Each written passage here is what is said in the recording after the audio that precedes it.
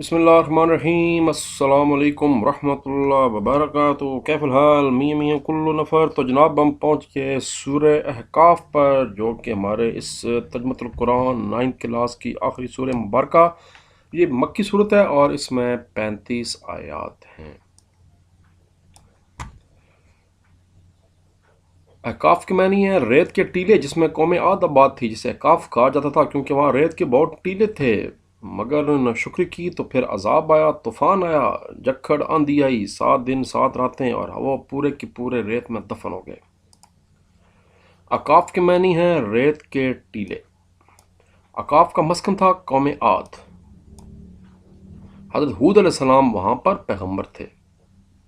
سورہ احقاف میں حقوق بیان کیے گئے ہیں، والدین کے حقوق بیان کیے گئے ہیں، اور یہ بڑے یعنی شروع کی 5-6 صورتیں تھیں جن کے کچھ آیات کا ترجمہ تھا، اور پھر یہ والا جو ہمارا سبق آخری، اس میں بھی کچھ الفاظ کے معنی ہیں اور کچھ آیات کا ترجمہ ہے جو کہ والدین سے ریلیٹڈ ہے۔ حقوق العباد میں سب سے اولین حق آپ کے والدین کا ہے۔ وبالوالدین احسانا، اور اپنے والدین سے اچھا سلوک کرو۔ قوم عاد کو بہت گھمنڈ تھا، بڑے جسمانی طور پر وہ شہزور ہوتے تھے۔ کہا جاتا ہے کہ وہ درختوں کو جڑ سے اکھاڑ لیتے تھے پکڑ کر، اتنے وہ طاقتور تھے۔ مختصر جواب دیجئے، سورہ احقاف کو یہ نام کیوں دیا گیا ہے؟ Page number 203۔ احقاف کے معنی ہے ریت کے ٹیلے۔ جس جگہ قوم عاد آباد تھی اسے احقاف کہا جاتا تھا کیونکہ وہاں ریت کے بہت ٹیلے تھے، یعنی سرائی علاقہ کہہ سکتے ہیں۔ سورہ احقاف کی آیت نمبر 31 میں اس جگہ کا ذکر ہے، اسی مناسبت سے اس سورہ کا نام سورہ احقاف رکھا گیا۔ یہ ایم سی کیو بن جاتے ہیں کہ کس آیت میں ذکر آیا احقاف کا، تو پیج آیت نمبر 21 میں ذکر آیا۔ سورہ احقاف کا خلاصہ لکھیں، پیج نمبر 203۔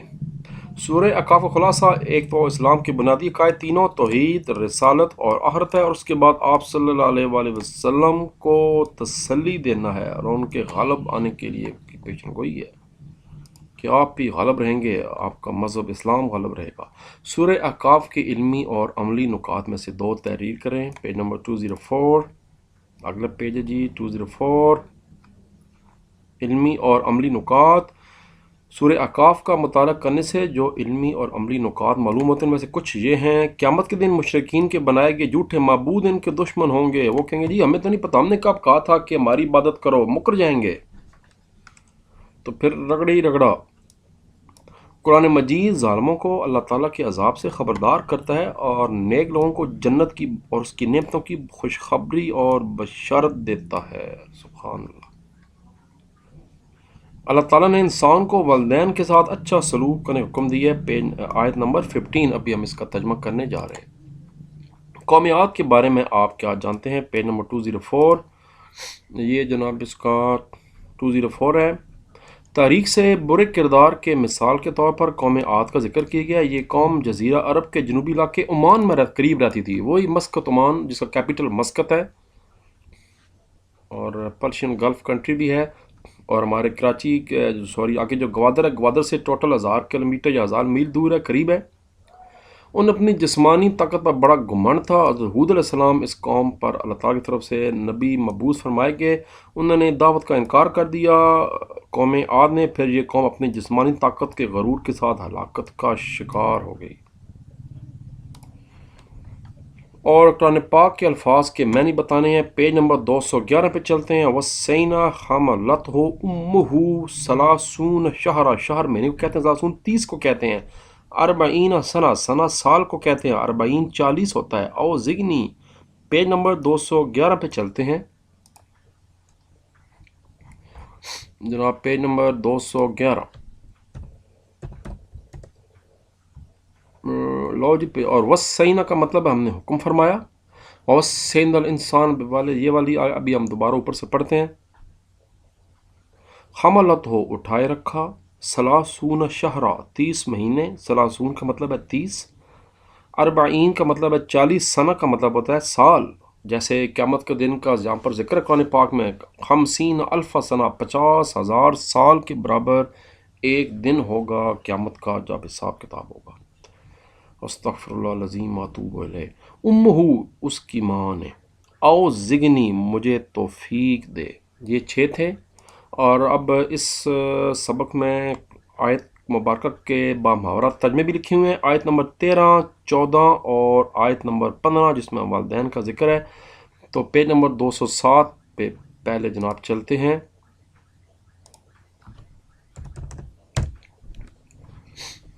لو جی، پیج نمبر 207 نکل آیا، اور یہ ہے آیت نمبر 13 کا ترجمہ۔ ان الذین قالوا ربنا اللہ ثم استقاموا فلا خوف علیہم ولا هم یحزنون۔ بے شک جن لوگوں نے کہا اللہ ہی ہمارا رب ہے، پھر اس پر قائم رہے، تو ان کے لیے نہ کوئی خوف ہے اور نہ وہ غمگین ہوں گے۔ کس طرح؟ اولئک اصحاب الجنت خالدین فیہا جزاء بما کانوا یعملون۔ یہی لوگ جنت والے ہیں، ہمیشہ اس میں رہنے والے ہیں، یہ ان اعمال کا بدلہ ہے، جو وہ کیا کرتے تھے۔ پھر اگلی آیت نمبر 15 ہے، وَوَصَّيْنَا الْإِنسَانَ بِوَالِدَيْهِ احسانا، اور ہم نے انسان کو حکم دیا ہے کہ اپنے والدین کے ساتھ نیک سلوک کرنے کا۔ حملتہ امہ کرہا ووضعتہ کرہا، اس کی ماں نے اسے تکلیف سے پیٹ میں اٹھائے رکھا اور اسے تکلیف سے جنا۔ وحملہ وفصالہ ثلاثون شہرا، اور اس کے حمل اور دودھ چھوڑنے کی جو مدت ہے وہ 30 مہینے ہے، ٹوٹل ملا کر بنتی ہے۔ حتی اذا بلغ اشدہ وبلغ 40 سنۃ قال رب اوزعنی ان اشکر نعمتک التی انعمت علی وعلی والدی وان اعمل صالحا ترضاہ واصلح لی فی ذریتی انی تبت الیک وانی من المسلمین۔ ترجمہ یہاں سے چلے گا آگے، یہاں تک کہ جب وہ اپنی جوانی کو پہنچ گیا، پھر 40 سال کی عمر کو پہنچا، تو کہنے لگا کہ اے میرے رب، مجھے توفیق دے کہ میں تیری اس نعمت کا شکر ادا کروں جس سے تو نے مجھے اور میرے والدین کو نوازا، اور یہ کہ میں ایسے نیک عمل کروں جن سے تو راضی ہو جائے، اور میرے لیے میری اولاد کو نیک بنا دے۔ بے شک میں تیرے حضور توبہ کرتا ہوں، اور بے شک میں فرما برداروں میں سے ہوں۔ صدق اللہ العظیم۔ تو جناب اللہ تبارک و تعالیٰ کے انتہائی مہربانی کرم نوازی کے بعد ہم اپنے اس کتاب کے اختتام پر پہنچ گئے۔ 18 سورہ مبارکہ ہم نے مکمل کی۔ آپ کی کتاب کا اگر میں ماڈل پیپر ہے، اس کو لازمی سالو کریں، اچھا پیپر ہے آپ کا، ایک طرح کا یہ ٹیسٹ بھی ہے۔